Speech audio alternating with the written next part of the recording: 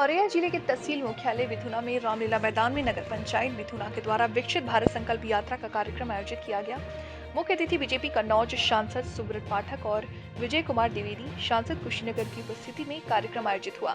आदर्श कुमार मिश्रा अध्यक्ष नगर पंचायत विधुना के द्वारा मुख्य अतिथियों को माल्यार्पण कर एवं सौल उड़ाकर चांदी का मुकुट पहनाकर गद्दा देकर भगवान राम दरबार का चित्र भेंट कर सम्मानित किया गया।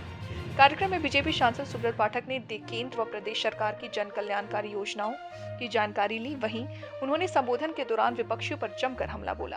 कार्यक्रम में उप जिलाधिकारी विधुना निशांत त्रिपाठी, तहसीलदार सहित अन्य अधिकारीगण उपस्थित रहे। कार्यक्रम को भाजपा के पूर्व जिला अध्यक्ष अनिल कुमार गुप्ता, विधानसभा क्षेत्र के प्रत्याशी रही सांसद प्रतिनिधि रिया शाक्य, अनिल शुक्ला, राघव मिश्रा अध्यक्ष नगर पंचायत दिव्यापुर, कमल दोहरे जिला पंचायत अध्यक्ष के अलावा बड़ी संख्या में महिला पुरुष मौजूद रहे।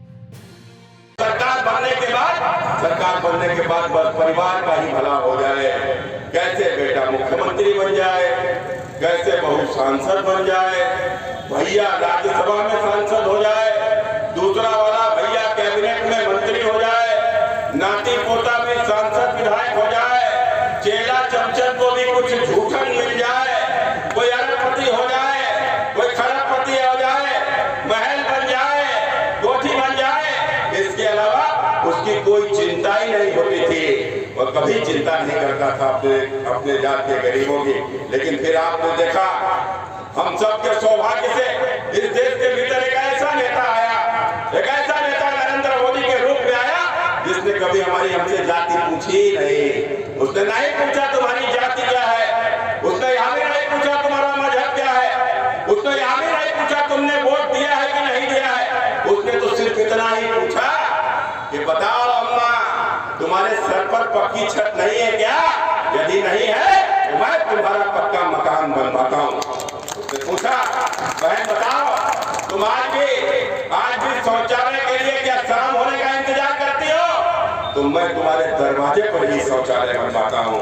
उसने कहा अम्मा बताओ तुम जाकर आज भी लकड़ी बीन कर लाती हो, गन्ना पाकती हो, तो चला तुम्हारे घर पर गैस चूल्हा सिलेंडर भिजवाता हूँ। उसने पूछा चाचा बताओ तुम्हारे इलाज के लिए पैसों का अभाव है तो तुम्हारा 5 लाख तक का मुफ्त में इलाज करवाता हूँ।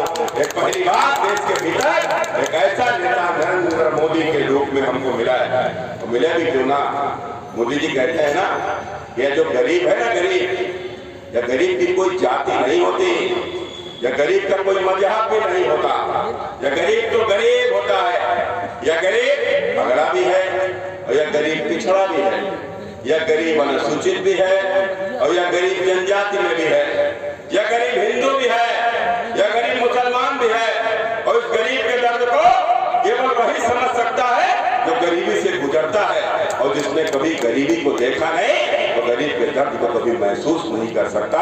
और प्रधानमंत्री जी कहते हैं कि मैं तो स्वयं गरीबों के बीच से निकल कर आया हूँ। मित्रों को कल्पना कर सकता है हमारे आपके बीच में बैठे हुए व्यक्ति, एक बेहद गरीब पिछड़े परिवार में पैदा होने वाला व्यक्ति जो कभी स्टेशन के ऊपर चाय बेचता था, और ऐसे चाय बेचने वाले का बेटा, बताओ हमारे आपके बीच में कोई कल्पना कर सकता है क्या कि हमारे आपके बीच में रहने वाला वह व्यक्ति जो चाय बेचकर अपने जीवन का यापन करता है उसका बेटा देश का प्रधानमंत्री बन जाएगा? कोई कल्पना कर सकता है क्या? अरे कोई कल्पना कर सकता है क्या कि बेहद गरीब वह महिला जो हमारे आपके बीच में रहती है और वो जो दूसरों के बर्तन धोकर अपने जीवन का गुजारा करती है उसका बेटा देश का प्रधानमंत्री बन जाएगा? कोई कल्पना कर सकता है क्या?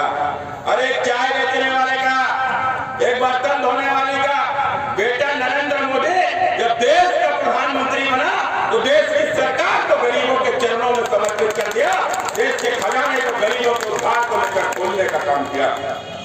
तो राशन होता था ना, वह राशन बेचारे गरीबों के पास पहुंचता ही नहीं था, वह राशन सीधे ही जाकर फ्लोर मिलों में बेच जाता था। और किस प्रकार से गरीब उस रोटी के लिए, 2 वक्त की रोटी के लिए किस प्रकार से उसको कठिनाइयों का सामना करना पड़ता था। कितने ही घर ऐसे हैं जिनके घर में चूल्हा ही कोई टाइम नहीं जलता था। ऐसे लोग इस राशन का मजाक बनाते हैं। लेकिन मित्रों मुझे ध्यान में आता है, मुझसे कल ही कोई कह रहा था कि जिस प्रकार से मोदी जी ने यह व्यवस्था जो दी है, इस व्यवस्था के कारण जो है मजदूर महंगा हो गया। मगर मजदूर को महंगा दिखाई पड़ता है, जो अपनी मेहनत करता है। अरे भैया आप करके देख लो, सर पे 50 क्विंटल लाद के जब चलोगे तब आपको समझ में आएगा मजदूर क्या करता है। अरे आपको तब समझ में आएगा जब आप धूप में जाओगे, खेतों में काम करोगे पूरे दिन, जब आपको पैसा मिलेगा तब आपको समझ में आएगा। अरे आपको समझ में तब आएगा जब मजदूर इस प्रकार से तकलीफें पैदा करके तकलीफों को उठाकर अपने घर में 2 वक्त की रोटी जब चलाता है तब उसको समझ में आएगा। लेकिन वो भूखा रहता था, बच्चे बिलखते थे, तो कौन अपने बच्चों को बिलखता हुआ देख सकता है? तो बच्चे बिलखे ना, परिवार 2 वक्त की रोटी परिवार को मिले, वो कड़ी मेहनत करता था और उस समय के ऊपर उसकी मेहनत का भी उसको कम पैसा मिलता था।